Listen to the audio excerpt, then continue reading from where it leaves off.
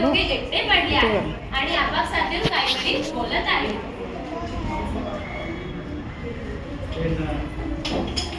दुनिया बनाने वाले क्या तेरे मन में समाई, मैं तो अकेला ही रह गया भाई, मैं तो अकेला ही रह गया भाई. माझे घर कधीच होणार नाही का? आयुष्यभर मी एकटाच राहील का? अरे मित्रा, आपल्याला शांत बसून चालणार नाही. आपल्यालाही प्रयत्न करावे लागतील आणि सर्वात महत्त्वाचे म्हणजे स्वतःवर विश्वास ठेवायला हवा आणि स्वतःचा स्वीकार करायला हवा. आपण जसे आहोत तसे खूप छान आहोत. अरे वा, जसं मी आणि शक्तीने स्वतःचा स्वीकार केला होता तसंच ना, यालाच म्हणतात ग्रोथ माइंडसेट आणि सेल्फ एक्सेप्टन्स. तुम्हाला माहित आहे का मित्रांनो, लचा आत्मविश्वास आणि त्यांचे पूर्ण बोलणे ऐकून त्यांच्याजवळ न, प, ब ही अक्षरे त्याच्या जवळ आहेत. काय बाबांनो, कसला टेन्शन घेत आहे ते तुमचा प, न आणि ब भाव असताना उदास बसायची गरज आहे का? अरे, तुमचं स्वतःचं घर नसलं तर काय झालं? आमच्या मदतीने तुम्ही तुमचं घर बांधू शकता ना? आपण सगळ्यांनी छोटी मोठे घर साथी हात बढ़ाना, साथी हात बढ़ाना, एक अकेला रुक जाए तो मिलकर ले चलना. साथी हाथ बढ़ाना, एक अकेला रुक जाए तो मिलकर लेकर चलना. साथी हाथ बढ़ाना, साथी हाथ बढ़ाना. साथी रे, साथी हाथ बढ़ाना, साथी रे. त्यांच्या कामाला वेग आला आहे. वाढणाऱ्याची शिक्षा होत नाही, पण शब्दांच्या मनोबत आणि शेवटी त्याचं स्थान खूप महत्वाचं आहे.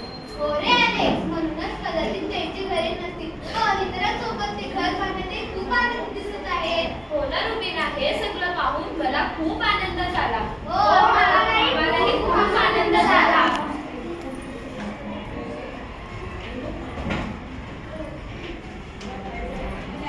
हो रे बाळांनो, तुम्ही सगळे अगदी बरोबर म्हणताय, पण पुढे काय घडलं माहित आहे का? हे सगळं पाहून आणखी कोणाला तरी खूप आनंद झाला आहे. कोणाला?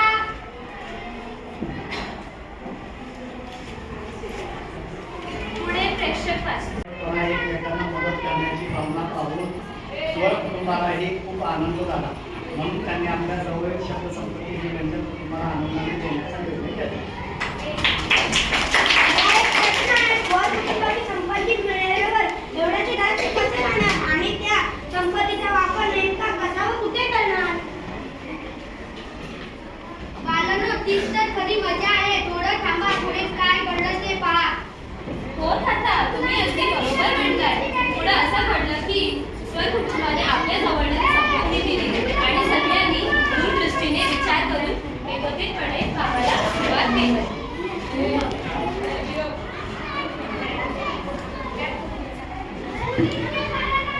हम साथ साथ हैं जन्मों के साथी, हम साथ साथ हैं.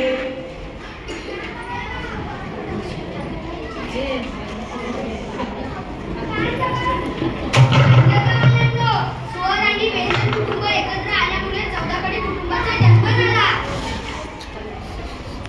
हो ना, एकमेकांच्या मदतीने काम केल्यामुळे आमचे गाव खूप मोठे झाले आणि समृद्धही झाले आहे.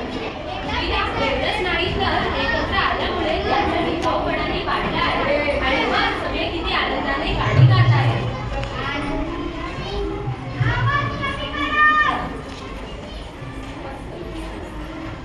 आनंदी आनंदकडे इकडे तिकडे चोहीकडे अक्षरांचे राज्य सगळीकडे. आनंदी आनंदकडे इकडे तिकडे चोहीकडे.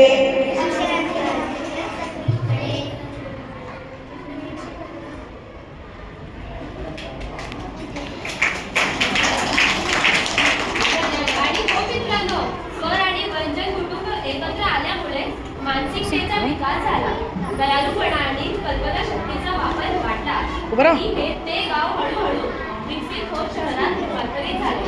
त्या शहरात मुलाक्षरे महानगरपालिका. तर बाळांनो, आज आपण काय पाहिलं? फक्त अक्षरांची गोष्ट नाही